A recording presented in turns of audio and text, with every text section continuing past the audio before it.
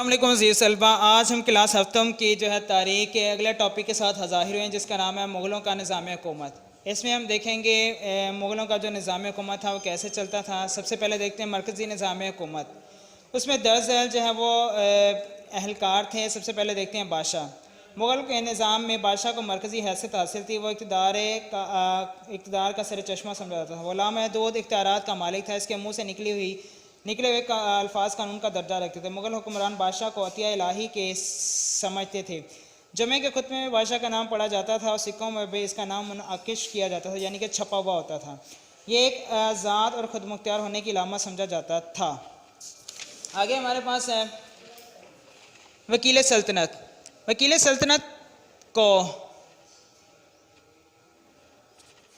सल्तनत को बादशाह का नायब समझा जाता था। इसे अमूर हुकूमत के तमाम इख्तियारात हासिल थे। वह मुल्क के सयाह सफ़ैद का मालिक था। वह मसल्ह फ़ौज का सिपा सलार और वज़ीर आला भी था, इसलिए इसके इख्तियारात लामहदूद थे। हुमायूं की बेवक्त मौत के वक्त अकबर अभी बच्चा था, इसलिए बैरम खान को वकील सल्तनत बनाकर तमाम अमूर सल्तनत इसके सुपुर्द कर दिए। बैरम खान के बाद मुनअम खान, मिर्ज़ा अज़ीज़ और आसिफ जाह भी वकील सल्तनत के मनसब पर फायज़ हुए। आगे आया था वज़ीर। वज़ीर यानी कि जो बादशाह को मशवरे देता है, यानी कि बादशाह का जो बोझ है उसे कम करता है, उसे वज़ीर कहते हैं। लफ्ज़ी मैंने बोझ उठाने वाले, चूँकि बादशाह की बहुत सी जिम्मेदारियाँ वज़ीर अपने ऊपर ले लेता था, इसीलिए उसे वज़ीर कहते हैं।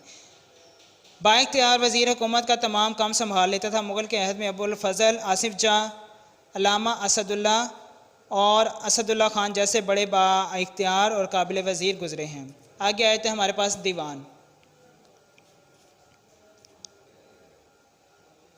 मुग़लों के मरकज़ी निज़ाम हुकूमत में दीवान को बड़ी अहमियत हासिल थी। वज़ीर आज़म के बाद इसी का मुकाम था। वो हुकूमत की तमाम आमदनी अखराजात का हिसाब किताब रखता। मौजूदा इस्लाहात में वो वज़ीर ख़जाना बल्कि इससे भी ज़्यादा बाइख्तियार था। वो बादशाह की माली अमूर में मशवरे देता, निज़ाम मालिया की इस्लाह करता और हुकूमत की आमदनी का यकीन बनाता। इसकी मर्ज़ी के बगैर कोई भी रकम खर्च नहीं हो सकती थी। आगे आए थे हमारे पास मीर बख्शी।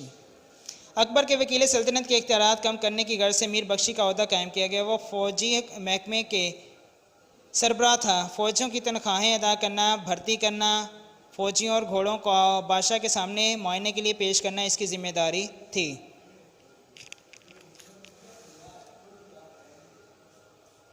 आगे आए थे हमारे पास है मीर समान।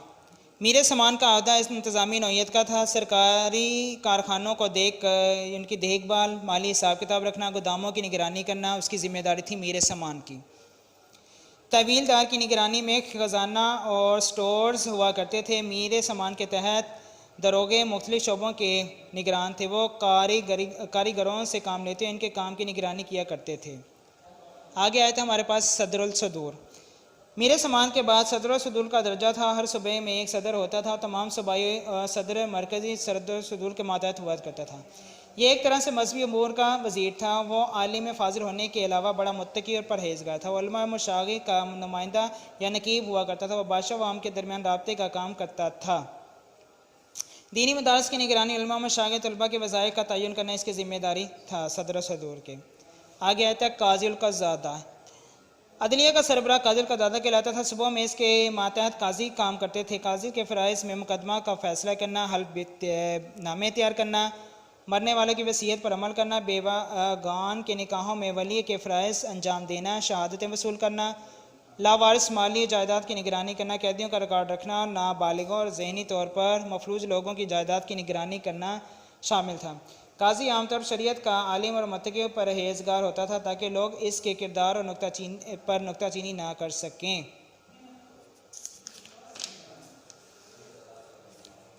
मुहतसिब। इस्लामी माशरे में मुहतसिब एक ज़िम्मेदार अहदेदार होता था। कुरान की रूह से एहतसाब से फ़र्ज़ है, इसलिए मुसलमानों कुरान ने हर दौर में अपनी मुमलिकतों में मुहतसिब मुकर्रर किए। मुगलिया दौर में मुहतसिब अवाम को अदब और शाइस्तगी का पाबंद बनाना, नाप तौल के निज़ाम, अशिया की कीमतें मुकर्रर करना जैसे फ़राइज़ सर अंजाम देता था। मीर आतिश। मुगलिया दौर में मीर आतिश को तोप खाने का निगरान होता था। तोपों की नकलो हमल और नई तोपें डालने का काम इसके ज़िम्मे होता था। कलों के मुहासरे में तोपों की गोला बारी की वो निगरानी करता। गोला बारों की फरामी में भी इसकी ज़िम्मेदारी थी। मुग़लों के अहद में तुर्कों ने इस फ़न में बड़ी तरक्की हासिल की। हुमायूं का मीर आतिश रूमी ख़ान भी तुर्की का बाशिंदा था। दीवान बरीद।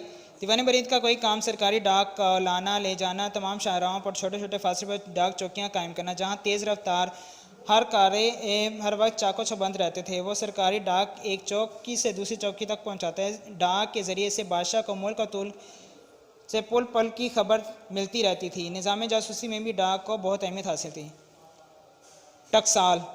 मुल्क के तौरतवार में अहम शहरों और कस्बों में टकसालें कायम की गई जहाँ सोने चांदी तांबे के सिक्के ढाले जाते थे। इन टकसालों की निगरानी बड़े ईमानदार अफसरान होते थे। सिक्कों की एक तरफ कलमा तैयबा और दूसरी तरफ खुलफा राशिदीन के अस्माए गिरामी नाम मुनकश होते थे, यानी कि छपे हुए होते थे। दूसरी जानब बादशाह का नाम तख्ते नशीनी का साल है और टकसाल का नाम भी होता था। जब बादशाह सफ़र पर जाता तो एक सफरी टकसाल इसके साथ जाती थी। अजीज़ तलबा, अगले टॉपिक के साथ फिर मिलते हैं। अल्लाह हाफ़िज़।